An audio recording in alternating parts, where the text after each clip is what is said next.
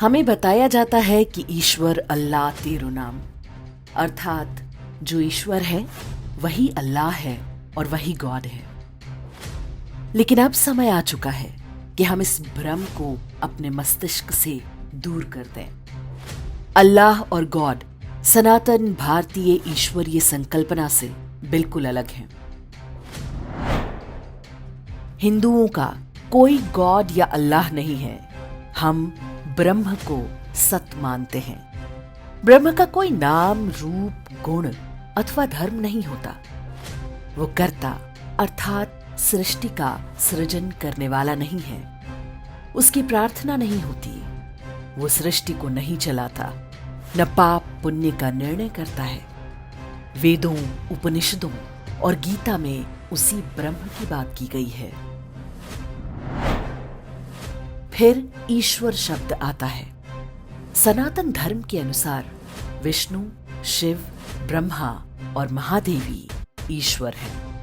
ईश्वर भी अंततः ब्रह्म से अलग नहीं है, परंतु मनुष्यों की सुविधा के लिए नाम, रूप, गुण और धर्म धारण करते हैं।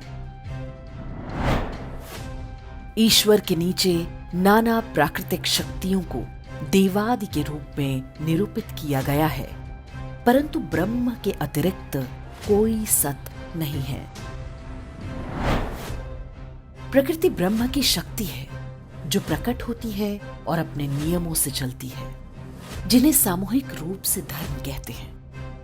ईश्वर आदि सभी धर्म से बंधे होते हैं। इन शक्ति को माया भी कहते हैं। हमारे ईश्वर पुरस्कार या दंड नहीं देते। मनुष्य के अपने कर्मों के फल ही उसे जन्म जन्मांतर में मिलते हैं। आज यदि वो सुखी है तो इसके पीछे भी उसके पूर्व जन्म के कर्म उत्तरदायी हैं, और यदि वो दुखी है तो इसका दोषी भी वो स्वयं है।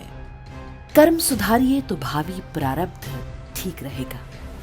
हम अपना किया हुआ ही पाते हैं। इसी बात को गोस्वामी तुलसीदास ने सरल शब्दों में कुछ इस तरह कहा है।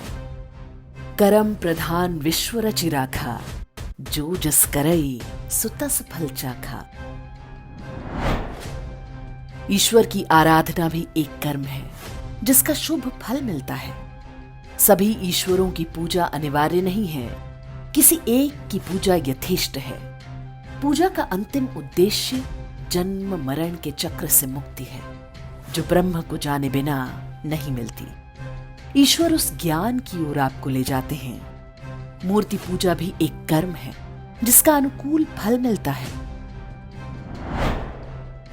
सनातन धर्म का ईश्वर कोई एंग्री ओल्ड मैन नहीं है जो किसी सातवें आसमान पर बैठता हो, मनुष्यों को पुरस्कार या दंड देता हो, और इसलिए हमें उससे डरना चाहिए। हमारे ईश्वर भक्त वत्सल दया निधान है। हम अपने ईश्वर से डरते नहीं, बल्कि उनमें समाहित, उनके साथ एकाकार हो जाने की कामना करते हैं। इसलिए सनातन धर्म की तुलना किसी अन्य पूजा पद्धति से करना स्वयं को मूर्ख बनाने से अधिक कुछ भी नहीं है।